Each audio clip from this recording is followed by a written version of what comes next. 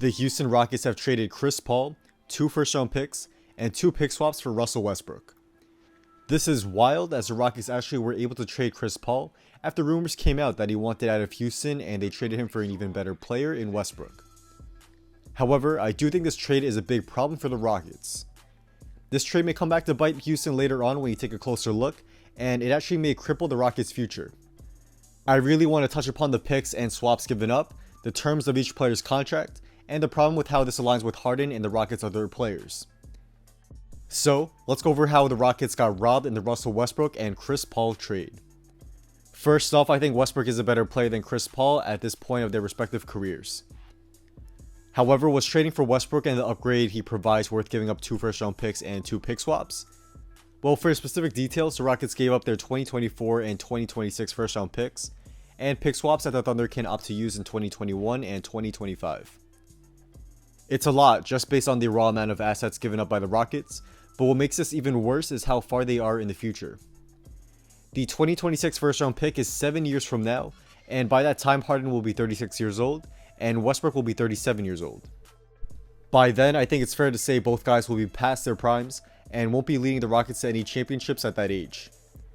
So unless the Rockets are able to sign or draft another star player by 2026 or even before then, they will likely be a lottery team with those guys trying to lead the Rockets to wins, if they are even still with Houston by then.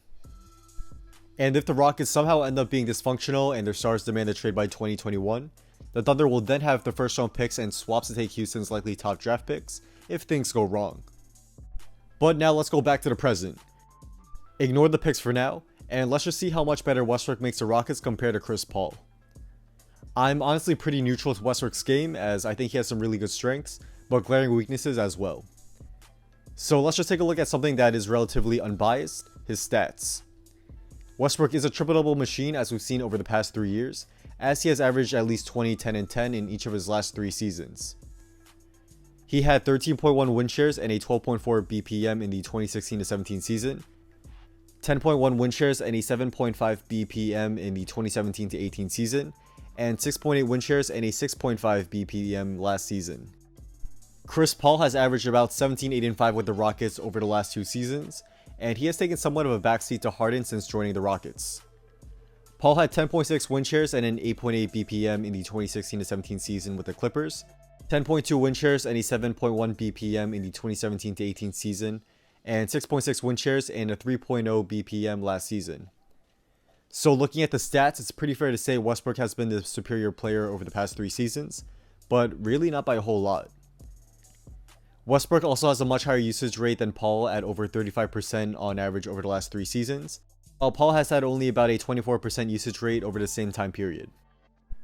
That is definitely going to give Westbrook some much bigger stats, and playing next to Harden, he will see a significant drop in his overall numbers. But what I'd say Westbrook's biggest advantages over Paul is his durability. Paul has missed 69 games over the past 3 seasons, while Westbrook has missed only 12. This is obviously very important, and the Rockets can be almost sure that Westbrook will be durable throughout the season.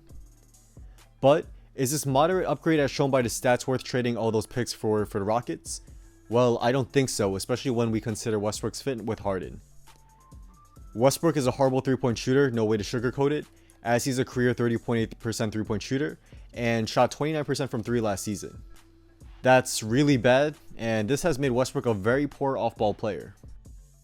The Rockets simply can't rely on Westbrook knocking down his open threes on driving kicks from Harden, and this is a huge problem. Driving kicks to open 3-point shooters are a big part of the Rockets' offense, and teams will just pack the paint and dare Westbrook to shoot, where he'll likely miss the shot as shown in his 3-point percentage. With Paul, he's a very good 3-point shooter, and he actually fit very well in the Rockets' offense, as a secondary playmaker next to Harden who can help spread the floor. The clash of their personalities was a huge problem though, and aging didn't help either. But I just don't see how Westbrook and Harden are going to be a good fit on the floor together, as Westbrook is just a very poor off-ball player. I could see him being very useful in staggered minutes with him as a primary ball handler when Harden is off the floor, but that's not going to be for more than, say, 12 minutes a game. Overall, the Rockets traded away their future for essentially a moderate upgrade at the point guard position, who is also a worse fit in their offense. Westbrook will also start to decline soon, and this is very scary for him and the Rockets given that a lot of his game is reliant on athleticism. In addition, Westbrook's contract is just as big as Paul's, which cripples the Rockets' cap space in the future, and it also has an extra year on CP3s. I'm usually a big fan of Morey's moves, but I just can't get behind this one. The Rockets needed to make changes to their roster after their disappointing season, but they targeted the wrong star to pair next to Harden. I can't see the Rockets getting past the Lakers or Clippers in the playoffs, and they likely aren't better than the Jazz either, who have a really dangerous team, which, by the way, I'm going to do a video breakdown on soon, so be sure to stay tuned for that. We'll see how these guys will fit together, and I'm definitely going to keep a close eye on the Rockets next season, but the numbers just don't lie, and Houston, we may have a problem in the future after this trade. So that's a wrap. Thank you all for watching. If you guys did enjoy this video and want to see more daily NBA content just like this, be sure to drop a like and subscribe, and also be sure to turn on post notifications so you can stay updated on when my next video will be coming out. Also, follow me on Instagram and hit me up if you want to talk about basketball, business, or have any video ideas you want me to do. Let me know, as I do try to bat to all you guys there. Drop a comment down below on who you think won this trade. Do you think it was the Rockets or the Thunder? And also, do you think Westbrook will be a good fit in Houston? Let me know down in the comments below, as I do real comments, and I'm definitely interested to see what you guys have to say.